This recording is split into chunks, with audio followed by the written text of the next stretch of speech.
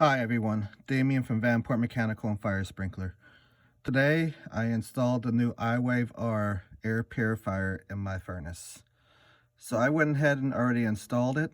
As you can see, the green light is on, but I'm going to walk you through on how I actually did it. It's really simple, it takes about 10 minutes to install, and then you'll be on your way.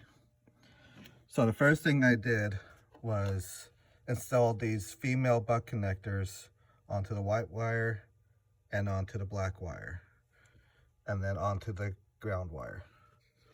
Then I went ahead and grabbed these T connectors so that I could connect the wires going to the board and then the wires going to the air purifier. The same with the neutral line, the line neutral right here. Sorry, it's a little out of focus. And then I went ahead and installed the ground wire. Now, as you can see, there's this little on and off switch that I was talking about for the box when I unboxed it.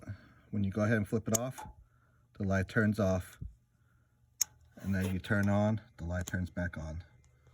So it's that simple. And it just sticks to the back of my blower motor to where we get sufficient airflow going across the blades there. And in about 3 days, that blade will turn with the brush on it so it can clean. So that is the installation of this air purifier. I hope it helps you out. Have a good day. Thank you.